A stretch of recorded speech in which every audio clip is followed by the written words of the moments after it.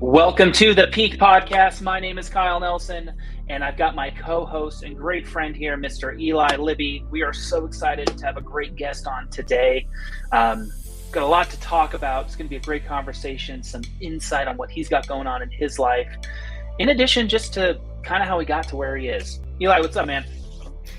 What is up, man? I'm excited. I love everything about the podcast. I always get excited when that music plays. And I know we're going to bring in a good guest. That's what we do here. We bring in coaches and thought leaders and pick their brains, see what they're up to. So I think we should kick it off, man. Perfect. What about you? Without further ado, yeah. Today we've got Vito Mazzarino. He is the founder of Growth Geyser, a partner for CRM, sales, and marketing operations. Vito, what's up, man? Welcome to the Peak Podcast. Thank you so much for having me. It's great to see you, man. In Montreal, that's awesome to see the poster in the back. I should have probably nailed that from our little pre-chat where you were. So quick lightning round. I'm going to throw some questions at you if you're cool with that. Of course. Just quick, fast stuff. Okay, coffee or tea? Coffee. Kyle, I'm gonna throw you in here too. It's obvious for me. Coffee for I know. sure. Okay. Trucks or cars? Cars. Okay. Kyle? Trucks. Okay. Okay. I want to do the last one. Rock and roll or country? Rock and roll. Ooh. Kyle? That's a hard one. I'd say it's pretty split down the middle. Okay. Nice. Wow. I really would have pegged it the other way, but that's all right. Excited to have you here, Vito. Kick it off. Tell our audience and Kyle and I more about what you do today. Sure. We help sales and marketing teams with their technical tasks. So imagine marketers like to create social media, design, et cetera. They have a skill set that's on one side of the spectrum. Salespeople are gregarious. They like to talk to people, get the sale done, hustle. We handle the technical aspect of it. So underneath both teams, you have a platform of systems, CRM, marketing automation, et cetera. And these require technical skills. And we like to think of ourselves as sort of the technical extension of your marketing and sales teams. That's awesome. So the team creates sorry, go ahead. Go for it. So just so that wrapping up in a nutshell, you guys aren't working on the strategy, you're working on the actual like technical, get under the hood, twist the wrenches type of tactics, right? We do both. We strategize and we do the tactical stuff. Sometimes we do brand new setups, but other times people call us with a problem and we got to go and fix their headache. So it's a mix of both. And sometimes it's a little bit in the middle where they need some new stuff built, but before we go out and build that out, we want to look at what they've already done and correct some errors they've made in the past. Yeah. Wow. Smart. Good. Cool. Vito, how did you get into this type of work? What was it that inspired you to get started with Growth Geyser? Was there a moment that you found where like, you know what, I think I have something and I'm going to go all in? Well, I was working as a sales or biz dev guy in an advertising tech company, and I was one of the head sales guys. And the owner had a problem, which was he had all these leads coming in, but no CRM to organize it, which was a great problem to have, of course, an easy problem to solve. So he tasked me with checking out different CRMs and finding the right one for them. It happened to be at that time ActiveCampaign. It did a lot of things that I wish I'd had. I'd had a business that I sold back in 2009, and I thought to myself, wow, this would have been nice to have had. And I sort of just took a liking to the technical side of it, having had a sales background. The two kind of skills merged together. And then a couple months later, I went off on my own, opened up an Upwork profile just to see if I would get any jobs, and lo and behold, I did, and the rest is history. Wow. That's awesome. And how long have you been doing this for? Since full-time 2018. Oh, nice. Very cool. What was it like when you knew you had to make that decision to go full-time? That commitment. We know, a lot of entrepreneurs, that is like a very defining moment in their life where they just kind of commit and do it. How was that process like for you?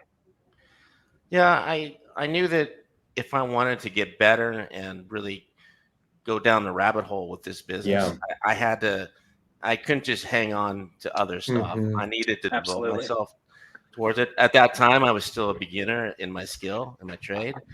I knew I liked it and I had sort of a knack for it, but I knew I had a long way to go. And I thought, well, I'll start. I think what helped me is I was acceptant of the fact of charging a lower rate at the beginning, knowing that I was learning on other people's dime a bit, and knowing that, and I would tell them, hey, look, I'm new at this. I might not get everything right, but people, as long as I was transparent with them, were cool with it. And for sure. And then from there, I just gained my knowledge stack. Wow, that's cool. Has there been any moments that have really stuck out to you with, whether it's transformational success that you've seen for your clients? Is there anything that like sticks out from since 2018, based on your work and based on your company and based on your commitment going full time? A lot of it has to do with time savings. Cool. I've dealt with a lot of companies that have just a very messy systems, messy operational structure. And it surprised me. Sometimes there's very successful businesses and you think, wow, had they not been a little bit more streamlined and organized, they might be a lot further than they are already. But that's typically, that comes after the job. And sometimes I hear back from clients and they say, hey, look, you really moved the needle and made a difference. But a lot of that has to do with just streamlining their operations and making things simpler, because people like to make things too difficult sometimes, too complicated. Absolutely. We know a lot about that. People just overcomplicating things and trying to make things more difficult than they need to be. What's one of your favorite parts about running your current business? What really drives you every morning when you get up and you're like, this is why I do this? Personality wise, I'm sort of a minimalist and I hate wasting time. My weakness is I'm impatient. So I like looking at things, systems, and I just gravitate towards looking at everything and how everything in life, even personally, and professionally, of course, too. How can I make this thing more streamlined and make it more efficient, waste less time, and ultimately be more productive? That's cool. I love how your business kind of spawned out of who you are, like to your core and your experiences. You're helping time savings because that's something that you believe in. I think that's really cool. Wow. That's a good question, Kyle. I like that. Tell us about what's next with Growth Geyser. What are kind of your plans with expanding? How do you know when to take that next step in terms of, a lot of times with what you find with entrepreneurs, they plateau, they get stuck, whether it's they're prepared or they're not quite ready to take that next step. How are you feeling right now in terms of growth and the mindset of kind of keep moving forward? Well, already I've done a lot of self, introspection to see what was working over the years and what hasn't. So I detected some areas where like there were bigger project sizes, so bigger lifetime value for a client. So we've laterally shifting towards some of those areas, and like everyone else, been forced to explore AI options. For sure. Where AI can fit into the mix. And right now I'm exploring something that's kind of interesting. It's too early in the game to share much about it, but I'm putting something together for ourselves internally. Well, I could tell you, but if it doesn't work out, it wouldn't be very but I'm trying to put together a system that's going to be able to ingest your conversation during a sales call, and then based on that, which surprisingly hasn't been done, create email follow-ups, etc. It's huge. Yeah, I was actually going to ask that about AI and your business. Have you seen just a massive time savings? Are you implementing that with clients from a tactical level? How has AI impacted your business over the last 5 years? Well, we've been hovering around it, not knowing exactly how to attack it. Literally in the last 3 months or so, I decided, okay, we got to dive in and do something. What I was doing was having my marketing assistant, and she's taking quite the liking to AI. I wanted to see if she was interested, et cetera. And I had her train on a lot of courses, follow people, et cetera. So she's going down the rabbit hole there. and she's becoming better at it. And so now I'm throwing some work in front of her. A lot of it has to do with content creation. I hate creating content, and so it helps me create that first draft. We're dumping a lot of my voice transcripts into an LLM, and to get first drafts to sort of pick my brain, because the LLM is my brain now, and et cetera, et cetera. Yeah, that's crazy. Wow. AI is nuts how you can do that. You can train it to be your voice and then create content through it and all that. It still blows my mind. That made me a little bit more old school. Yeah. But that's crazy. Yeah, it produces some really cool results. It's shocking sometimes. It knows my voice. Yeah, you have a conversation with yourself almost.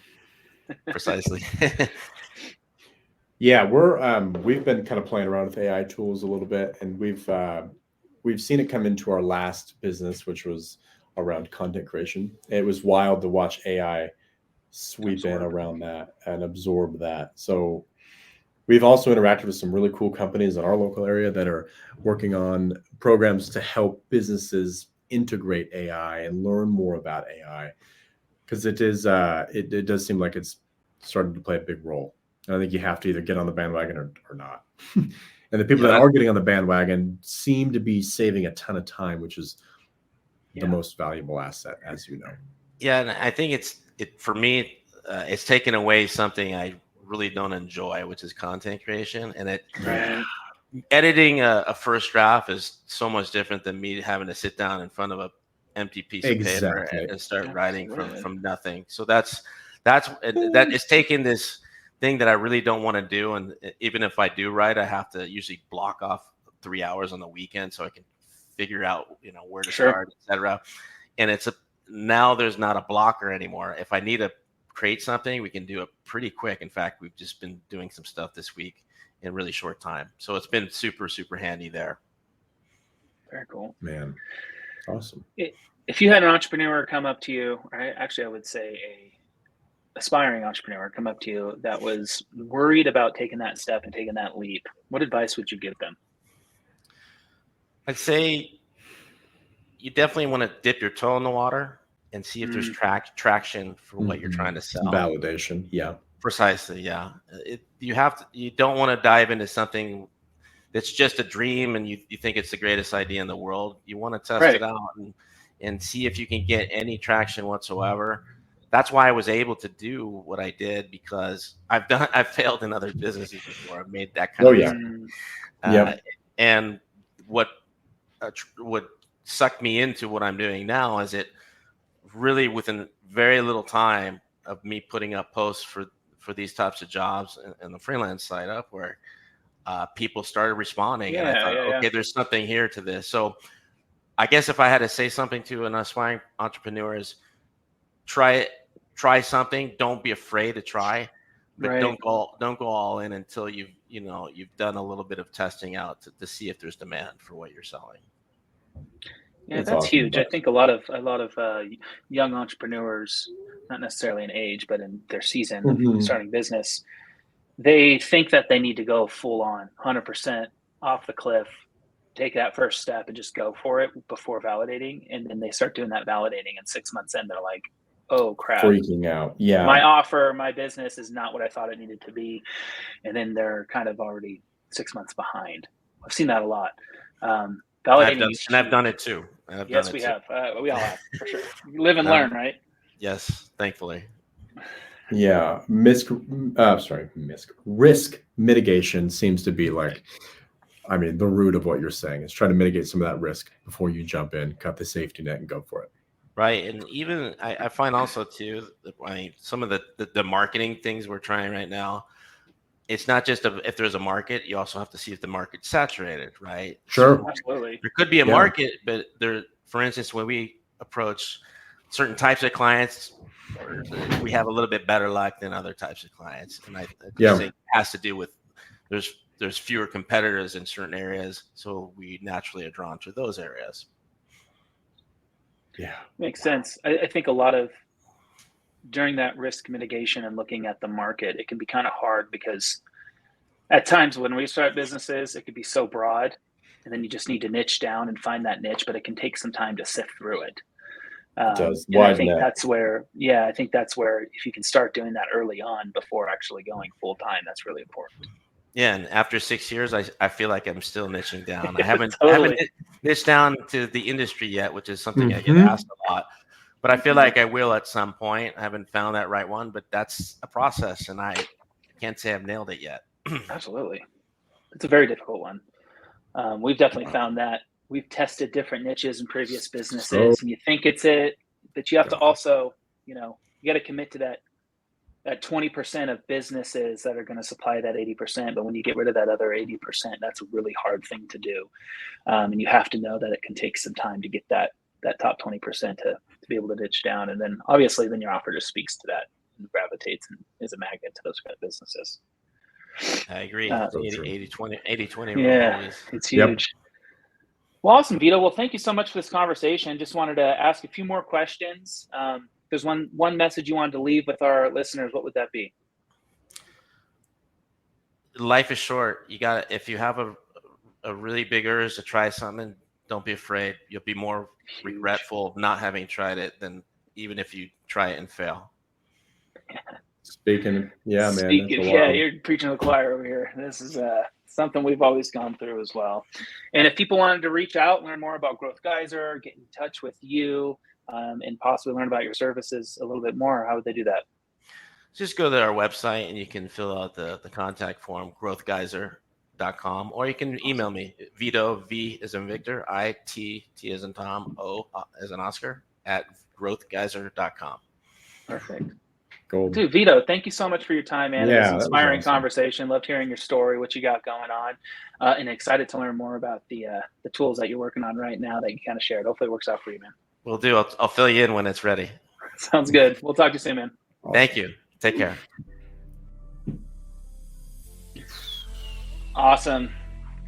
Yeah. Vito is one of those entrepreneurs that just goes after what he needs. I love the idea that he started out with the freelancing, with just kind of testing the waters and making sure that he had validation. Yeah. And then once he found it, it was like, it's go time, baby.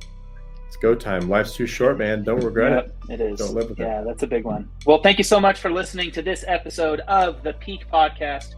As always, please subscribe, check us out on all platforms, and give us a review. And we will talk to you in the next episode of the Peak Podcast. See you guys.